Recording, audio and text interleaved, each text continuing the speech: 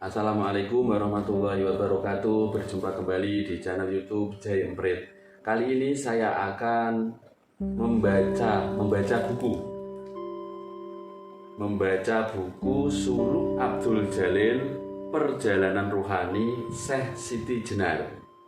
Sebelumnya, terima kasih telah menyaksikan channel YouTube Jai Emprit. Jangan lupa subscribe, like, dan share videonya. Bab pertama, Suluk Abdul Jalil Perjalanan Ruhani Syekh Siti Jenar adalah yang dikutuk, yang dipuji. Tonton terus videonya sampai selesai ya. Terima kasih.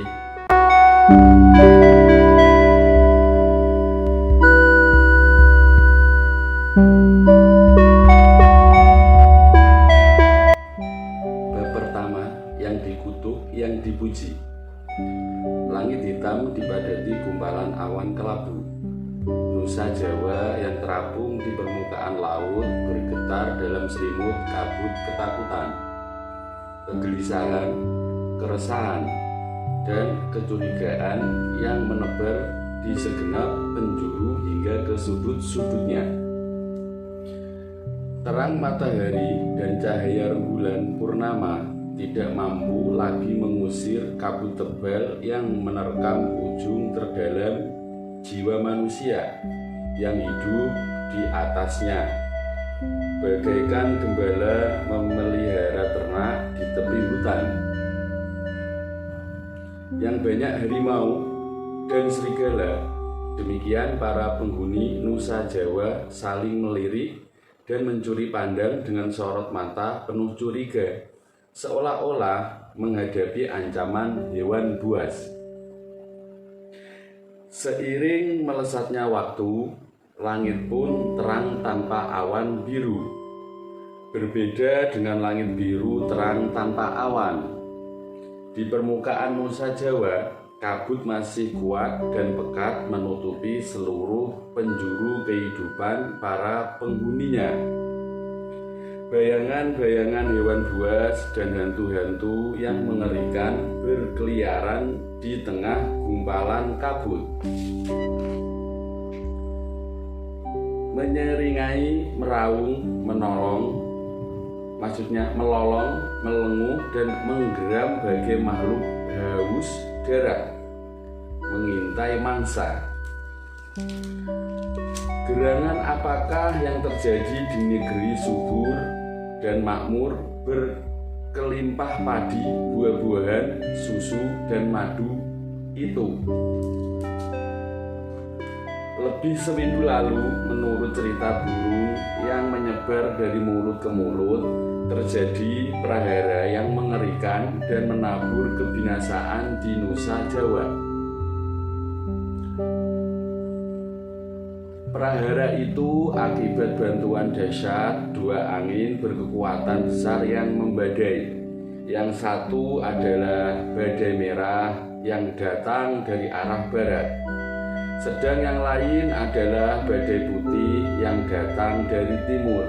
Padahal kedua badai itu pada awalnya sama, yakni angin sejuk dan segar yang merembus sepoi-sepoi, membasahi pepohonan, rerumputan, serta bebatuan.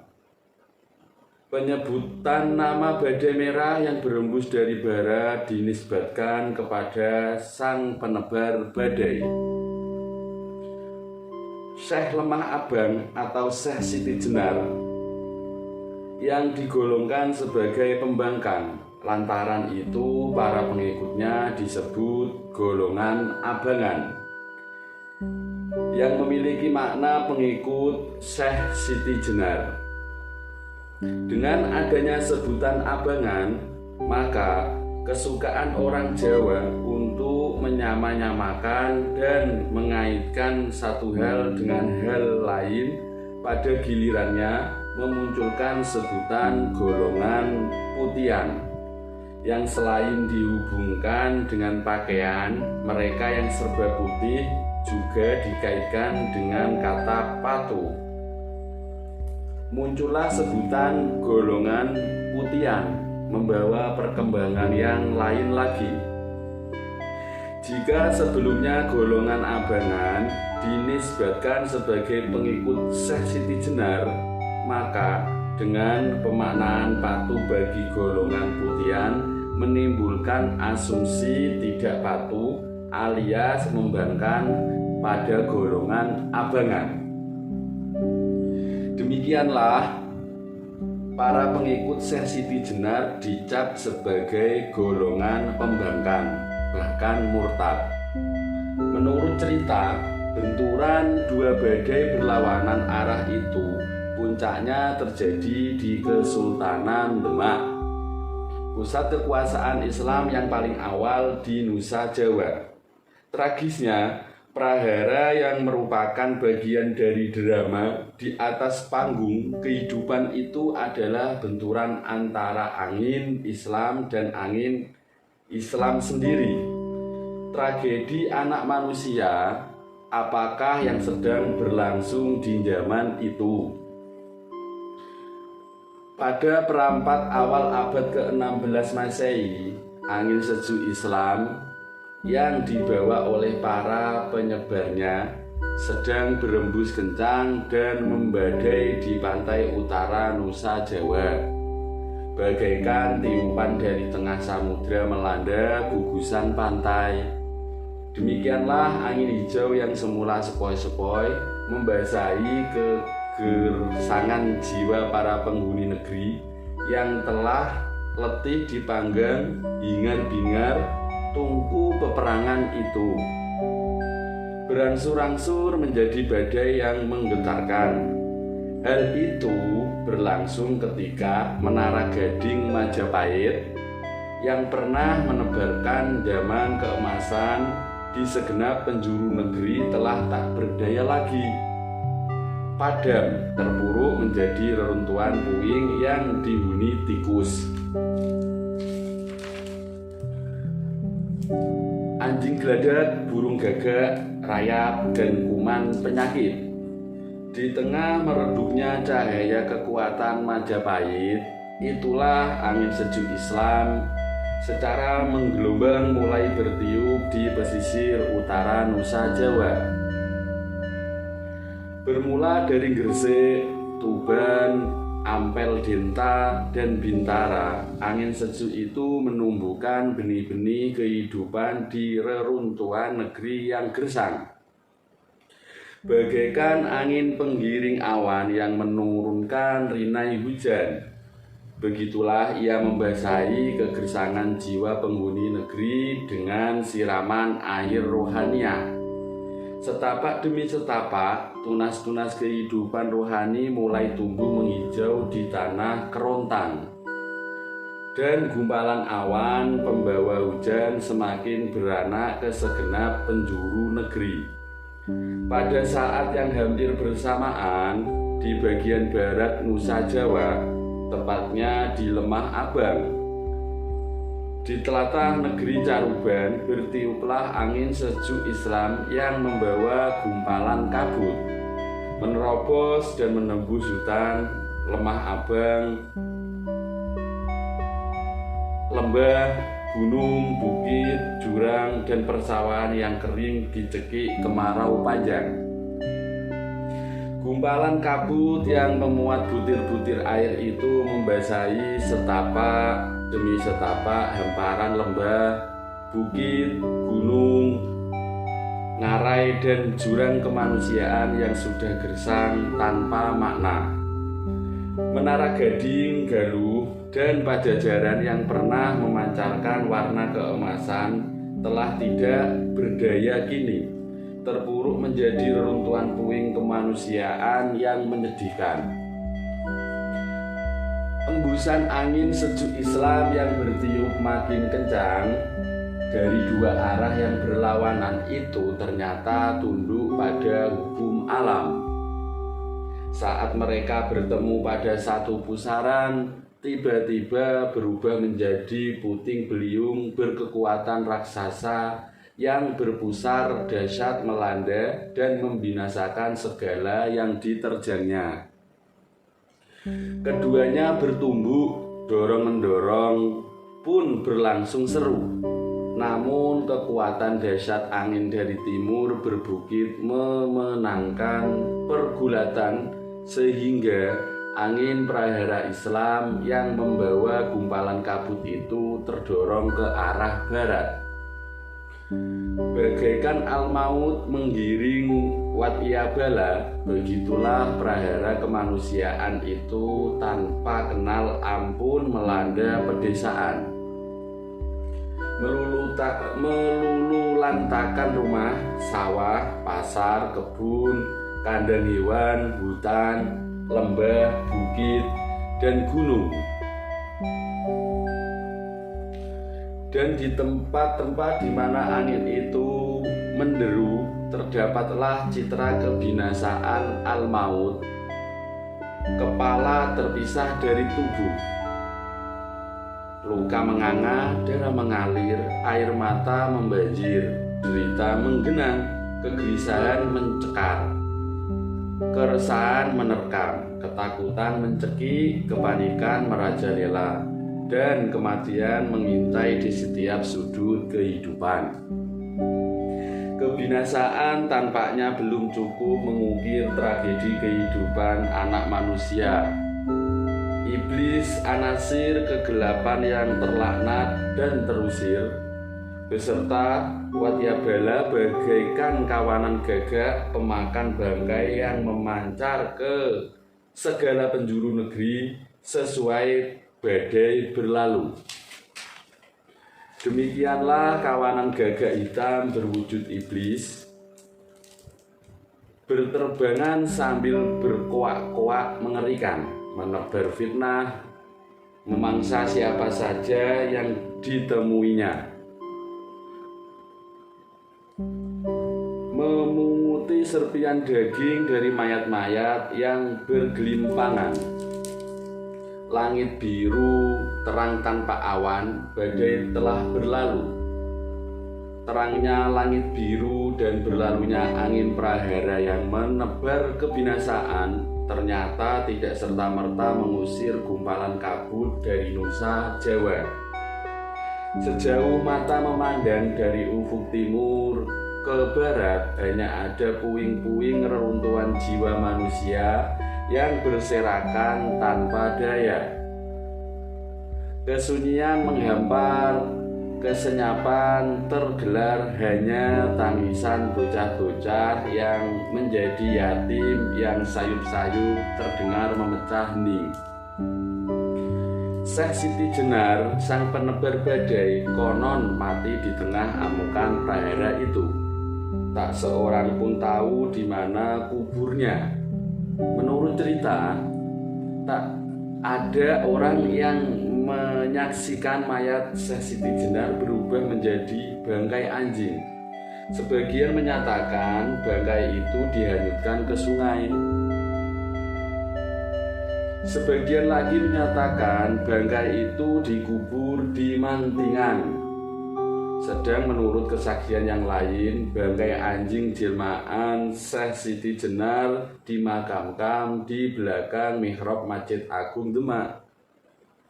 Aneh, bangkai anjing dikubur di belakang mihrab masjid. Lebih aneh lagi, ada yang menyaksikan bangkai Syekh Siti Jenar menebarkan bau wangi semerbak. Para pengikut setia Syekh Lemah Abang seperti Ki Ageng Pengging, Ki Ageng Tingkir Banyu Biru, Ki Ageng Tingkir, Ki Ageng Butuh, Ki Ageng Ngerang, Sunan Panggung, dan Ki Lontang dari waktu ke waktu mengalami nasib tak jauh dari gurunya. Terhempas oleh pusaran angin prahara, tidak satu pun di antara mereka pernah diketahui kuburnya. Dan begitu pengikut-pengikut dari kalangan Kawula Alit, tidak ada yang tersisa dari prahara dasar itu terkecuali rasa takut, resah, gelisah, dan curiga yang menerkam jiwa. Ketakutan, kegelisahan, keresahan, dan kecurigaan yang melanda Kawula Alit pengikut Syekh Siti Jenar atau Mereka yang dianggap berhubungan karena ikatan darah maupun perkawanan pada dasarnya bersumber pada fitnah dasar yang disebarkan oleh kawanan gagak jelmaan iblis. Bagaikan ulat menggerogoti daging, demikianlah fitnah itu ditebar. Memisahkan daging dari tulang, daging-daging yang dianggap busuk hendaknya dikelupas dari tulang dan dibakar demi memelihara kesucian. Demikianlah para pengikut Syekh Siti Jenar tidak saja digolongkan sebagai daging busuk yang membahayakan kesucian tulang, tetapi dianggap bukan bagian dari tulang. Para pengikut Syekh Siti Jenar dianggap telah murtad dari kebenaran agama Rasulullah. Kawula alit yang terkena cap sebagai wong abangan dianggap sebagai bukan bagian dari umat Islam dan darah mereka halal ditumpahkan. Akibat yang ditimbulkan oleh fitnah itu sangat memilukan, begitu kelam, pekat, gelap, dan semua itu akibat ketidakmampuan manusia mengendalikan serigala nafsu duniawinya. Sehingga terjadilah tragedi manusia memakan sesamanya. Kisah-kisah dramatis tentang manusia memakan sesamanya ini dengan cepat meluas di kalangan kawula alit.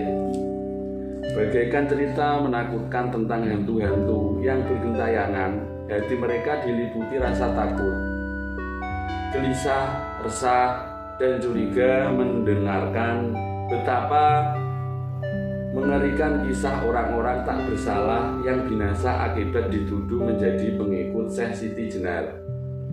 Ada kisah tentang orang-orang kaya yang binasa dan hartanya dijadikan jarahan. Ada pula kisah tentang orang-orang beristri cantik yang dimakan fitnah sebagai wong abangan, kemudian istri-istri mereka dijadikan rebutan. Atau tentang para nayaka praja yang kehilangan jabatan akibat fitnah dari kawan-kawan yang mengincar kedudukan mereka. Hari dan pekan berlalu, bulan dan tahun pun berganti. Namun rasa takut, gelisah, resah, dan curiga yang mencekam relung-relung jiwa para penghuni Nusa Jawa masih tetap bercokol kuat. Sebab kawanan gagak jelmaan iblis masih terus berterbangan menebar fitnah. Mereka selalu mengikuti ke arah mana serigala-serigala haus darah mencari mangsa. Dan saat kawanan serigala meninggalkan sisa-sisa daging mangsanya, datanglah kawanan gagak yang dengan kerakusan tiada tara memunguti serpih-serpih daging yang sudah basah oleh liur. Itulah upah mereka sebagai penebar fitnah. Giri Amparan Jati, sebuah pesantren yang terletak di lereng Gunung Sembung di telatah Kasunanan Cirebon Girang pada Paro pertama abad ke-16. Giri Amparan Jati merupakan pusat pendidikan Islam yang menjadi tujuan bagi para musafir penuntut ilmu dari sebuah penjuru negeri. Tidak berbeda dengan tempat-tempat lain di Nusa Jawa. Di pesantren yang telah berusia hampir 1 abad itu, para penghuninya tak luput dari intayan rasa takut, gelisah, resah, dan curiga akibat hempasan angin prahara yang menebar malapetaka.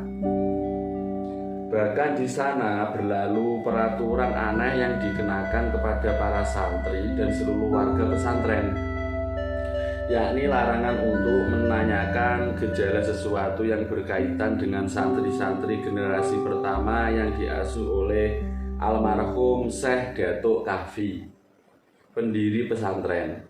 Karena yang menetapkan larangan itu adalah Syekh Maulana Jati Syarif Hidayatullah, pengasuh pesantren Giri Amparan Jati yang juga susuhunan Cirebon Girang. Maka peraturan yang aneh itu dipatuhi begitu saja selama bertahun-tahun tanpa ada yang berani menanyakan alasannya. Bahkan di kalangan Nayaka dan abdi Kasunanan Cirebon Girang pun tidak ada yang berani bertanya ini dan itu tentang peraturan anak tersebut. Mereka seolah sepaham, bahkan melanggar peraturan berarti mendatangkan laknat dan malapetaka. Manusia adalah manusia, semakin ia dilarang akan semakin kuat ia melanggar. Seperti kisah Nabi Adam dan istrinya Hawa, keturunan mereka pun cenderung melanggar sesuatu yang dilarang. Itu sebabnya meski dipatuhi di permukaan, di belakang justru dilanggar para santri Giri Amparan Jati. Misalnya dengan mencuri-curi berusaha mencari tahu latar di balik peraturan itu. Diam-diam mereka menjadikan peraturan itu sebagai bahan pembicaraan kasak kusuk, terutama ketika sedang melakukan pekerjaan di luar waktu belajar, di sela-sela kegiatan mengambil air untuk mengisi bak mandi, beristirahat usai berlatih silat, mencari kayu bakar, bahkan menjelang tidur. Bertolak dari pembicaraan di lingkungan pesantren yang diikuti oleh Nayaka dan abdi di Kasunanan Cirebon Girang, beredar kisah-kisah menakutkan yang terkait dengan para santri dari generasi pertama. Dan di antara semua cerita yang simpang siur itu, hampir semua terpusat pada satu tokoh utama bernama Syekh Datuk Abdul Jalil, yang juga disebut Syekh Siti Jenar alias Syekh Lemah Abang. Ternyata dari peraturan aneh itu muncul keanehan pula, di mana berbagai kisah buruk dan nista bergumul dengan berbagai kisah terpuji dan mulia tentang tokoh utama yang merupakan santri generasi pertama itu. Pada satu sisi banyak beredar cerita kelam dan hitam tentang Syekh Datuk Abdul Jalil. Misalnya ada kisah yang menuturkan bahwa ia semula merupakan santri taat yang berubah menjadi jahat dan murtad karena mengikuti ajaran sesat setelah tinggal di Baghdad. Konon di sana ia berguru kepada Raja Jin. Ada pula kisah yang menyatakan bahwa ia sesat karena mempelajari ilmu dari para tukang sihir Baghdad. Kisah sejenis yang lain lagi menuturkan bahwa santri pertama itu adalah anak yang durhaka terhadap orang tuanya, sehingga diusir dan hidup dalam kesesatan. Ada lagi yang menyebutnya sebagai anak seorang RSI yang masuk Islam, namun kemudian memilih jalan sesat hingga murtad kembali. Bahkan muncul pula kasak kusuk yang mengatakan bahwa Syekh Datuk Abdul Jalil sebenarnya bukan dari golongan manusia. Ia adalah jelmaan cacing menjijikan. Karena itu kemuliaan Islam tak membawa manfaat apa-apa baginya kecuali kesesatan yang menuju kenistaan dan kehinaan. Bukti bahwa ia bukan manusia adalah saat mati mayatnya menjelma menjadi anjing. Sementara pada sisi lain muncul pula kisah yang menempatkannya sebagai orang yang terpuji dan mulia. Ada satu kisah memaparkan bahwa ia adalah adik sepupu Syekh Datuk Kafi. Syekh Datuk Kafi Abdul Jalil dikenal sebagai seorang alim yang berilmu luas bagai samudra. Ia lama tinggal di Baghdad dan menjadi syekh besar di sana. Ada pula yang menuturkan bahwa ia merupakan seorang wali Allah yang keramat, yang tanpa kenal pamrih menyebarkan Islam di bumi Pasundan dan Jawa. Bahkan beredar pula kisah yang berisi bahwa Syekh Maulana Jati Sarif Hidayatullah adalah putra menantunya. Karena istri ketiga beliau, Nyai Roro Baghdad, adalah putri Syekh Datuk Abdul Jalil. Pembicaraan kasak-kusuk yang bertentangan itu membuat para santri turut merasakan getar ketakutan, kegelisahan, keresahan, dan kecurigaan ketika mereka sampai pada berita-berita yang menyatakan bahwa orang-orang yang menjadi pengikut atau diduga menjadi pengikut Syekh Datuk Abdul Jalil dikucilkan dan dibenci masyarakat. Bahkan beredar pula kisah bahwa mereka dibunuh oleh orang-orang tak dikenal. Para santri tidak pernah bertanya apakah peristiwa-peristiwa itu terjadi di telatah Cirebon Girang atau di tempat lain. Mereka hanya meyakini begitu saja berita-berita itu sebagai kebenaran yang menakutkan. Berbagai kisah disimpang siur tentang Syekh Datuk Abdul Jalil yang semula hanya menjadi bahan pembicaraan kasak-kusuk berubah menjadi persoalan serius ketika di pesantren Giri Amparan Jati hadir seorang santri baru yang dihormati Raden Ketip. Raden Ketip adalah putra Pangeran Surodirejo, Adipati Palembang. Pangeran Surodirejo merupakan putra Raden Kusen, Adipati Terung. Raden Kusen adalah putra Arya Damar, Adipati Palembang terdahulu. Jadi Raden Kusen adalah saudara tiri Adipati Demak Bintara, Raden Fatah. Dengan demikian santri baru bernama Raden Ketip itu adalah putra saudara sepupu Sultan Demak, karena ayahandanya merupakan sepupu Sultan Trenggono. Ihwal kehadiran Raden Ketip ke Giri Amparan Jati pada mulanya bukan sepenuhnya untuk menuntut ilmu keislaman kepada Syekh Maulana Jati, sebab ayahanda Raden Ketip mengirimnya ke Giri Amparan Jati atas permintaan kakeknya, Raden Kusen. Ceritanya, setelah Majapahit runtuh oleh seorang pasukan tombak yang dipimpin Susuhunan Kudus dan Pangeran Pancawati, Raden Kusen yang menjadi panglima perang Majapahit ditawani. Namun karena Raden Kusen adalah paman Sultan Trenggono, maka dia kemudian dibawa ke Demak.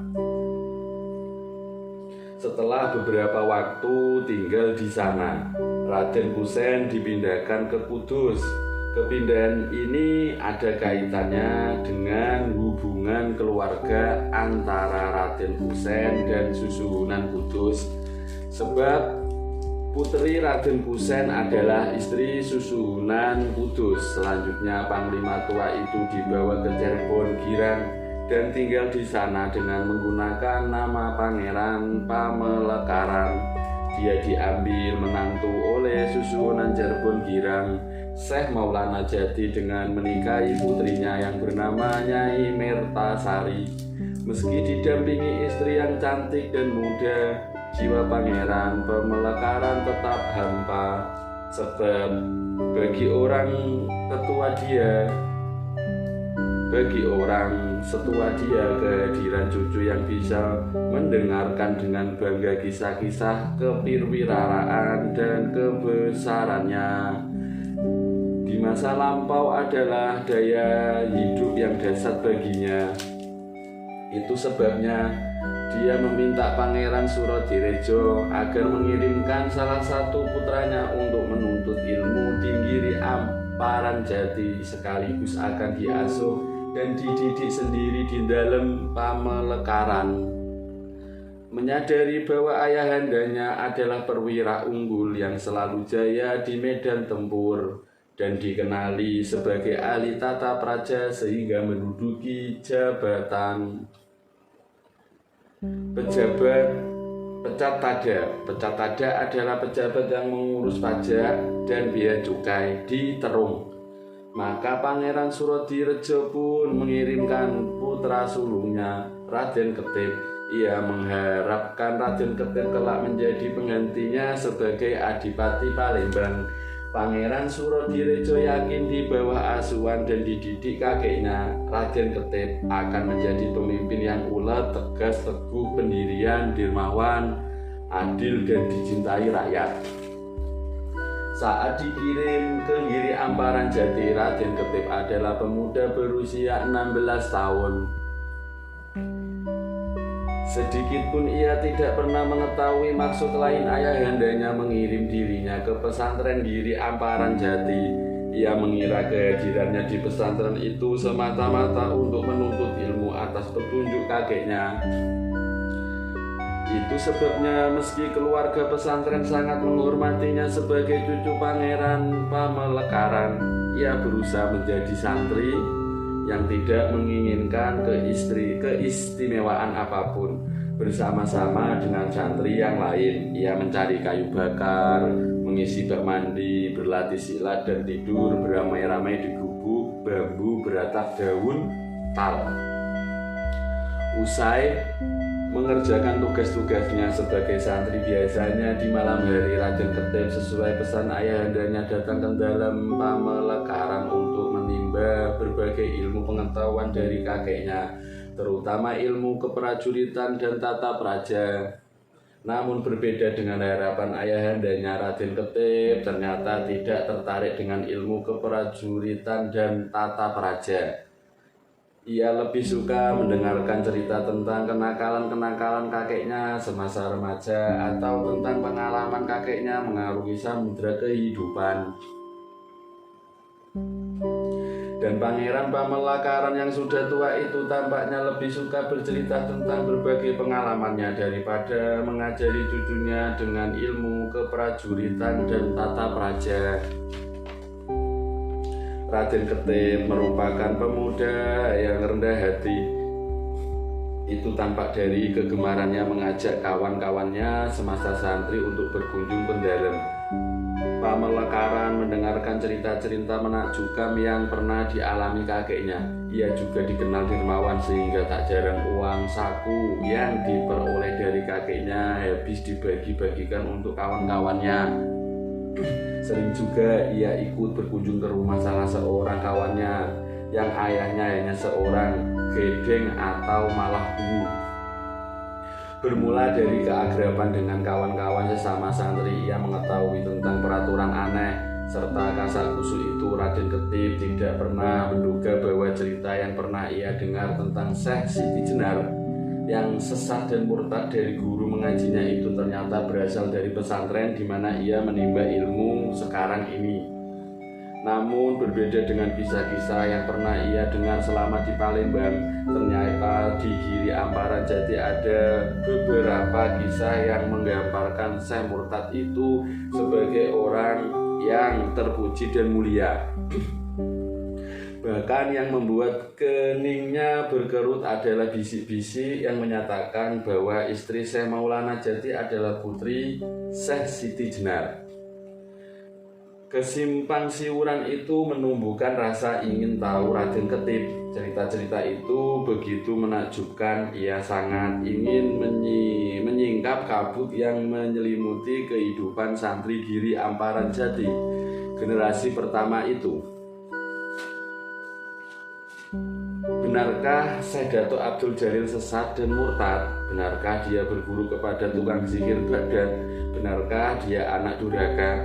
Benarkah dia bukan manusia, melainkan seekor cacing tanpa ayah dan ibu? Benarkah dia ayahanda Nyai Roro Baghdad? Benarkah dia adik sepupu Syekh Datuk Kafi Sunan Jati Purbo, pendiri pesantren Giri Amparan Jati? Benarkah dia wali Allah yang menyebarkan Islam tanpa pamrih di Nagari Galuh, Kretah Bumi, Sumedang Larang, Sadawana, Subang, Luragung, Bantar Kawung, Demak, Majening, Pasir, Mataram hingga Pengging? Kecamuk tanda tanya yang berjejal di kepala Raden Ketip menjadi bara api penasaran yang membakar hati dan benaknya, terutama setelah ia menghadapi jalan buntu ketika berusaha menguak lebih dalam tentang keberadaan Syekh Datuk Abdul Jalil yang membingungkan itu. Jalan buntu itu bermula dari kecurigaan yang mencuat dari setiap orang yang ditanyainya. Santri Giri Amperan Jati, Nayaka, dan Abdi Kasunanan Cirebon Girang tampaknya sama-sama memahami bahwa Raden Ketip adalah cucu Pangeran Pamelekaran. Ia juga kemenakan Sultan Demak. Itu sebabnya mereka diam-diam menaruh curiga bahwa sangat mungkin Raden Ketip dikirim ke Giri Amparan Jati dan Kasunanan Cirebon Girang dilatari tujuan untuk mencari sisik melik yang berkaitan dengan ajaran sesat Syekh Dato Abdul Jalil.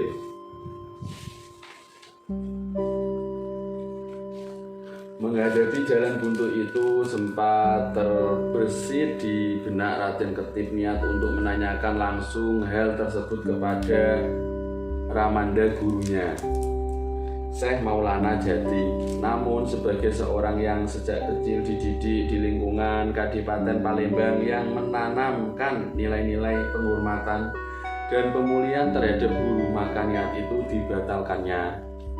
Apalagi dalam hal itu ada kasa-kasa yang menyatakan bahwa Ramanda gurunya adalah menantu Syekh Dato Abdul Jalil.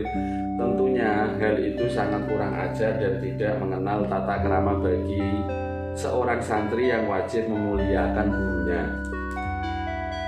Ketika mendengarkan cerita-cerita kakeknya, sempat pula terbesit keinginan di benak Raden Ketip untuk menanyakan tentang kisah Syekh Dato Abdul Jalil.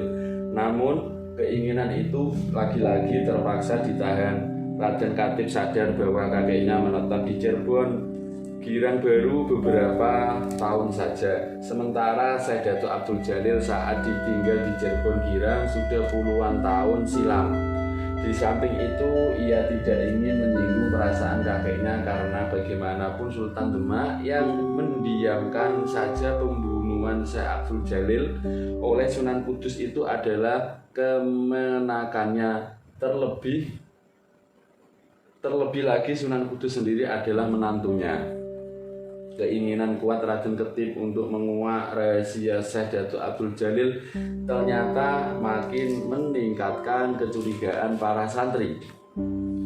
Nayaka dan Abdi Kasunanan Cirebon Girang dengan cara terang-terangan atau samar mereka berusaha menghindar setiap kali didekati Raden Ketip. Sebagai orang yang tanggap dengan keadaan, ia cepat menyadari bahwa dirinya diam-diam kelak dikucilkan dari kehidupan pesantren maupun kasunanan. Menyadari bahwa dirinya tidak melihat kemungkinan memperoleh sesuatu dari pesantren maupun kasunanan, maka dengan semangat tetap membara ia berusaha mencari penjelasan dari tempat lain. Diam-diam pada waktu senggang ia berkeliling ke desa-desa di sekitar Giri Amparan Jati, berangkat dari pengalaman di pesantren dan kesunanan. Raden Ketip tidak menanyakan langsung segala sesuatu yang berkaitan dengan Syekh Dato Abdul Jalil. Ia biasanya memulai pembicaraan dengan menanyakan ihwal keberadaan desa yang disinggahinya, baik berkaitan dengan nama desa, pendiri, asal-usul, surau, dan berbagai hal yang menyangkut desa tersebut. Hari demi hari, pekan berlalu. Perjuangan gigih Raden Ketip untuk menguak rahasia kebenaran di balik cerita-cerita tentang Syekh Dato Abdul Jalil mendatangkan hasil juga. Meski berserakan dan tidak utuh, misalnya saja ia memperoleh penjelasan bahwa pada awal didirikan oleh Syekh Dato Kafi, Giri Amparan Jati dinamakan Padepokan. Sebutan pesantren baru dilakukan oleh seorang santri dari generasi keempat bernama Raden Said asal Tuban yang bergelar Syekh Malaya.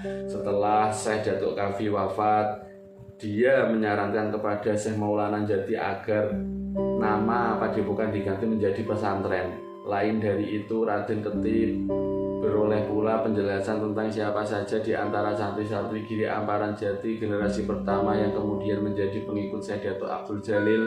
Di antara mereka itu, menurut cerita yang didengar Raden Ketip adalah Ki Gendeng Pasambangan. Ki Gendeng Pasambangan adalah cucu Ki Gendeng Tapa, Ki Gendeng Tegal, Alang-alang, Ki Gendeng Pabadan, Ki Gendeng Surantaka, dan Ki Gendeng Singapura. Mereka itu adalah kawan-kawan akrab dari Datuk Abdul Jalil sejak usia 5 tahun di bawah asuhan Syekh Datuk Kafi. Mereka tumbuh bersama di lingkungan yang sama hingga dewasa. Itu sebabnya mereka mengetahui benar kelebihan-kelebihan sekaligus kekurangan sahabat yang akhirnya menjadi guru rohani mereka. Manusia boleh berencana dan berusaha, namun Tuhanlah penentu keputusan akhir. Rencana dan usaha Raden Ketip untuk menguak rahasia jati diri Syekh Datuk Abdul Jalil ternyata harus berhenti di tengah jalan. Para santri Giri Amparan Jati generasi pertama yang diharapkan dapat memberikan penjelasan tentang cerita-cerita sahabat mereka ternyata telah banyak yang meninggal dunia. Hanya Ki Gendeng Pasambangan yang masih hidup. Sayangnya dia telah pergi ke Banten Girang dan tidak diketahui kapan kembalinya. Bagi pemuda remaja yang haus pengetahuan dan ingin beroleh kebenaran, menelurhi jejak-jejak kehidupan Syekh Datuk Abdul Jalil yang penuh liku-liku merupakan tantangan yang memesona. Bagi orang kehausan minum air laut, begitulah Raden Ketip terus berusaha mencari titik terang tentang tokoh aneh yang dikutuk sekaligus dipuji itu. Dan semakin ditelusuri semakin ditemukan keanehan-keanehan dari jejak-jejak yang ditinggalkan oleh Syekh Datuk Abdul Jalil. Para sahabat karibnya yang sudah meninggal dunia, misalnya tidak ada satupun yang diketahui di mana kuburannya. Pihak keluarga yang ditanya tentang ketidaklaziman itu umumnya hanya memberi penjelasan bahwa para sahabat dan murid Syekh Datuk Abdul Jalil jika akan meninggal dunia selalu meninggalkan wasiat yang menyatakan bahwa kubur mereka hendaknya tidak diberi batu nisan atau tanda apapun. Alasannya mereka tidak mau diberhalakan oleh anak dan cucunya. Kenyataan ini benar-benar membingungkan Raden Ketip. Selama hidup di Kadipaten Palembang, ia terbiasa membaca surat Yasin, tahlil, dan kenduri untuk memperingati orang yang meninggal dunia. Ternyata upacara itu tidak satu pun dilakukan oleh sahabat-sahabat dan murid-murid Syekh Datuk Abdul Jalil. Padahal sejak ia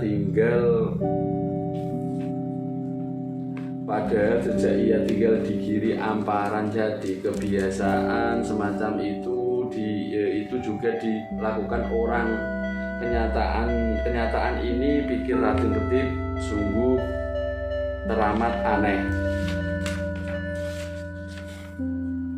Tanpa terasa telah 3 tahun Raden Ketip tinggal sebagai santri di Giri Amparan Jati.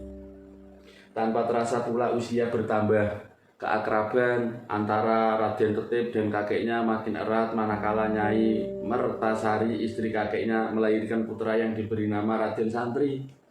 Raden Ketip yang hampir 20 usianya itu harus memanggil paman kepada bayi yang baru lahir. Aneh sekali rasanya seorang pemuda memanggil bayi dengan sebutan paman. Sebenarnya jika ditelusuri lebih jauh, hal yang dialami oleh Raden Ketip itu tidak kalah aneh dibanding silsilah kakeknya. Pangeran Pamelekaran yang bernama Raden Kusen itu kedudukannya adalah adik tiri sekaligus keponakan Raden Fatah, Adipati Demak Bintoro. Bagaimana hal rumit itu bisa terjadi? Ceritanya Raden Kusen adalah putra Aryo Damar. Aryo Damar sendiri adalah putra Prabu Kertawijaya, Wijaya Parakrama Wardana, Maharaja Majapahit. Aryo Damar kemudian dianugerahkan seorang perempuan Cina bernama Retno Subanji oleh ayahandanya. Saat itu Retno Subanji adalah salah seorang selir ayahandanya yang sedang hamil muda. Aryo Damar diwanti-wanti agar tidak menyentuh Retno Subanji sebelum bayi yang dikandungnya lahir. Tak lama kemudian lahirlah bayi laki-laki yang diberi nama Raden Fatah. Kemudian Retno Subanji dinikahi oleh Aryo Damar, lalu lahirlah Raden Kusen yang menurutnya beberapa putra dan putri, diantaranya Pangeran Surodirejo ayahanda Raden Ketip. Berawal dari mempertanyakan keanehan-keanehan adalah silsilah keluarganya. Itulah Raden Ketip tanpa pernah direncanakan sebelumnya, tiba-tiba menyinggung hal ihwal keanehan cerita-cerita yang menyangkut Syekh Datuk Abdul Jalil. Dan satu hal yang tak pernah diduga oleh Raden Ketip, ternyata kakeknya pernah bertemu dengan Syekh Datuk Abdul Jalil meski sangat singkat. Dia memanggil aku dengan sebutan paman karena dia putra angkat Ki Danusela, putra Eyang Prabu Kertawijaya. Dia mengira aku adalah adik dari Rakanda Raden Fata. Itu tidak salah, tetapi sebenarnya juga bisa menyebutkan Rakanda karena aku adalah keponakan Ki Danusela, katanya sambil tertawa. Merasa bahwa kakeknya hanya kenal sepintas saja dengan Syekh Datuk Abdul Jalil, Raden Ketip kemudian menuturkan betapa selama ini ia berusaha mencari tahu tentang tokoh aneh itu. Pangeran Pamekaran mengerutkan kening mendengar penuturan cucunya, tetapi sesaat kemudian ia menyatakan akan memanggil Ki Gendeng Pasambangan, putra Ki Gendeng Tapa yang merupakan kawan Syekh Datuk Abdul Jalil. Biarlah Ki Gendeng Pasambangan menuturkan segala sesuatu yang diketahui kepadamu, kata Pangeran Pamekaran datar. Tapi Eyang, sahutnya Raden Ketip, takdim, bagaimana jika cerita Ki Gendeng Pasambangan menanti menyinggung perasaan Eyang, menyinggung perasaanku? Pangeran Pamekaran mengernyitkan kening.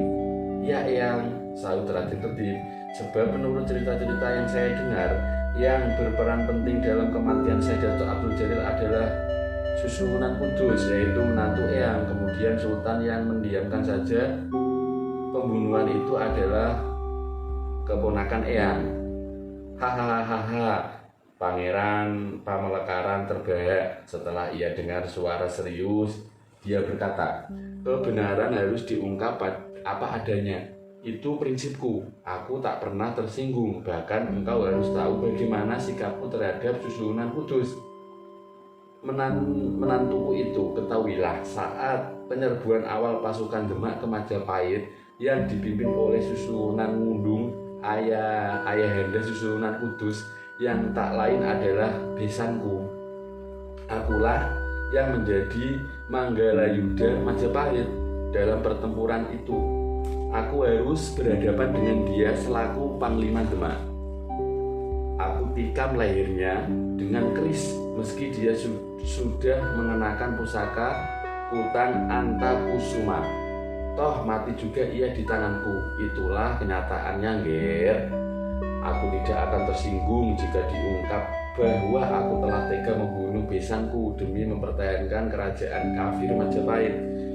Dalam peristiwa itu banyak orang menyalahkan aku, namun aku tidak peduli karena aku sudah berkali-kali mengingatkan bahwa aku adalah murid yang setia dan teguh memegang amanat guru. Telah berkali-kali ku katakan bahwa aku tetap memegang amanat guruku, Raden Ali Rahmatullah Susuhunan Ampel Denta, yang menitahkan aku agar mengabdi pada Majapahit apapun yang terjadi demi melindungi pemeluk-pemeluk Islam di pedalaman. Tetapi mereka tidak peduli, mereka tidak menghargai prinsip hidupku, dan mereka baru sadar setelah semuanya terjadi. Raden Ketip menarik napas dalam-dalam mendengarkan kisah kakeknya. Namun terlepas dari keberpihakan kepada Pangeran Pamekaran, Raden Ketip menangkap Sasmito bahwa kakeknya itu berpendirian teguh dan tidak mudah menyerah. Itu sebabnya kakeknya hanya bisa disejajarkan dengan tokoh Bhisma dalam cerita Mahabharata, yakni berani menanggung resiko apapun demi memegang teguh prinsip yang diyakini kebenarannya. Janji Pangeran Pamekaran untuk mengundang Ki Gendeng Pasembangan ternyata dipenuhi kira-kira sehari setelah sahabat Syekh Datuk Abdul Jalil itu kembali dari Banten Girang. Raden Ketip yang tidak menduga bakal secepat itu bertemu dengan Ki Gendeng Pasembangan tak bisa berkata-kata ketika tiba di dalam Pamekaran. kecuali mencium dengan takdim lutut kakeknya dengan hati berbunga-bunga. Dan bagi Pangeran Pamekaran sendiri merupakan suatu kebahagiaan tak sehingga jika dia bisa memenuhi hasrat dan keinginan cucunya.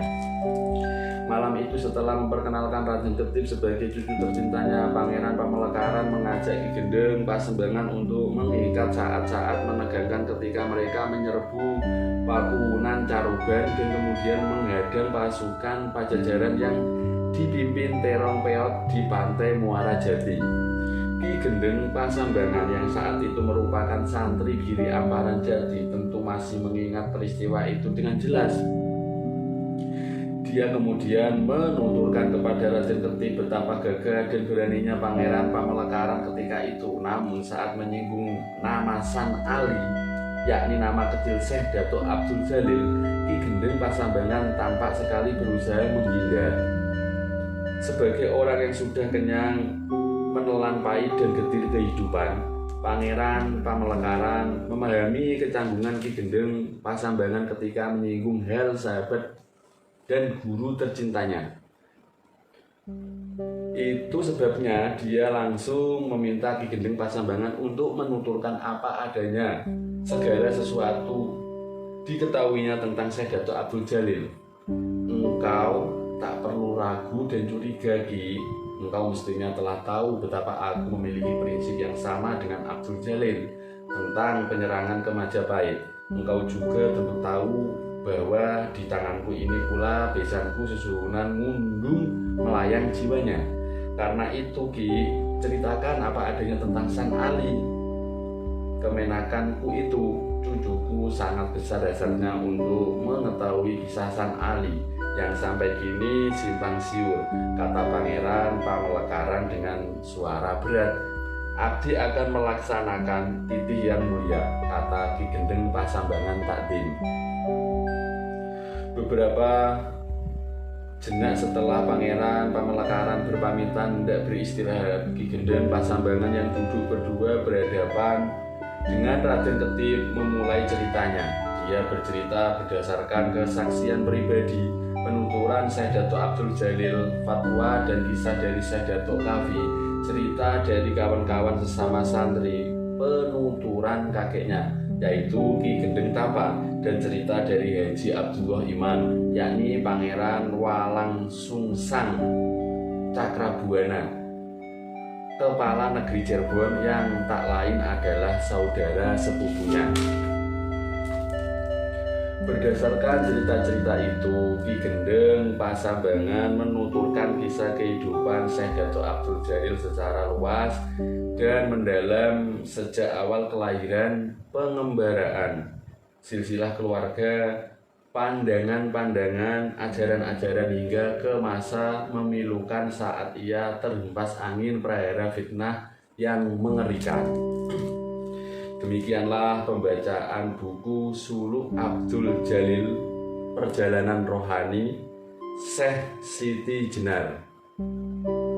Bab pertama yaitu yang dikutuk, yang diuji. Terima kasih telah menyaksikan channel YouTube Jai Emprit. Jangan lupa subscribe, like, komen, dan share videonya. Terima kasih. Selanjutnya bab 2 di video yang akan datang adalah anak yatim piatu, masih di buku Suluk Abdul Jalil, Perjalanan Rohani Syekh Siti Jenar. Terima kasih, semoga bermanfaat. Assalamualaikum warahmatullahi wabarakatuh.